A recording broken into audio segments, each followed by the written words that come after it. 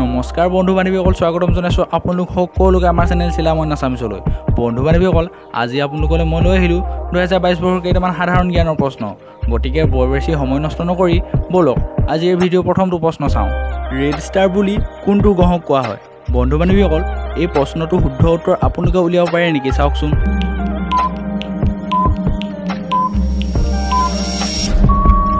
বন্ধু বান্ধৱীসকল, এই প্ৰশ্নটো শুদ্ধ উত্তৰ হৈছে মঙ্গল গ্ৰহক কোৱা হয়। পিছে আপোনালোকে উলিয়াব পাৰিছিলে নাই? কমেণ্ট কৰি জনাব। বলক দ্বিতীয়টো প্ৰশ্ন চাওঁ। খোৱা পানীত কি গেছ মিহলাই দিয়া হয়? বন্ধু বান্ধৱীসকল, এই প্ৰশ্নটো শুদ্ধ উত্তৰ আপোনালোকে দিব পাৰে নেকি চাওকচোন। বন্ধু বান্ধৱীসকল, এই প্ৰশ্নটো শুদ্ধ উত্তৰ হৈছে নাইট্ৰজেন গেছ মিহলাই দিয়া হয়। পিছে আপোনালোকে উলিয়াব পাৰিছিলে নাই? কমেণ্ট কৰি জনাব। বলক তৃতীয়টো প্ৰশ্ন চাওঁ।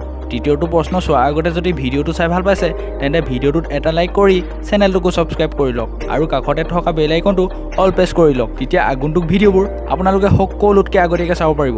বলক তৃতীয়টো প্ৰশ্ন চাওঁ। বিশ্বৰ কোনখন ঠাইত সূৰ্যটো সেউজীয়া দেখা পায়?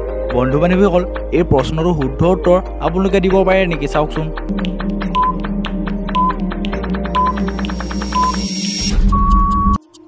বন্ধু বান্ধৱীসকল, এই প্ৰশ্নটো শুদ্ধ উত্তৰ হৈছে এণ্টাৰ্কটিকাত সূৰ্যটো সেউজীয়া দেখা পায়। পিছে আপোনালোকে উলিয়াব পাৰিছিলে নাই?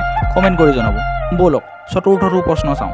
সূৰ্যৰ ৰশ্মি পৃথিৱীত কিমান দেৰিকৈ পৰে? বন্ধু বান্ধৱীসকল, এই প্ৰশ্নটো শুদ্ধ উত্তৰ আপোনালোকে উলিয়াব পাৰে নেকি চাওকচোন।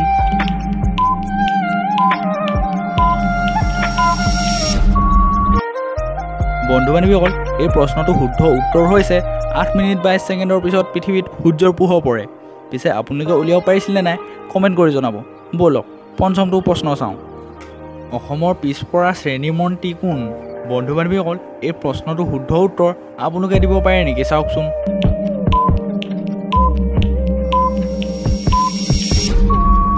বন্ধু বান্ধৱীসকল, এই প্ৰশ্নটো শুদ্ধ উত্তৰ হৈছে ইউজি বৃক্ষ। পিছে আপোনালোকে উলিয়াব পাৰিছিলে নাই? কমেণ্ট কৰি জনাব। বলক এতিয়া আপোনালোকলৈ থকা বিশেষ বুদ্ধিৰ প্ৰশ্নটো চাওঁ। বিশ্বৰ কোনডাল গছৰ পৰা খৰি পোৱা নাযায়? বন্ধু বান্ধৱীসকল, এই প্ৰশ্নটো শুদ্ধ উত্তৰ যদি আপোনালোকে জানে তেন্তে এতিয়াতে কমেণ্ট কৰি জনাওক, কাৰণ আগন্তুক ভিডিঅ'ত আপোনাৰ নাম উল্লেখ হ'ব পাৰে। গতিকে আজিলৈ ইমানেই, লগ পাম অন্য এটা ভিডিঅ'ত। জয় আই অসম।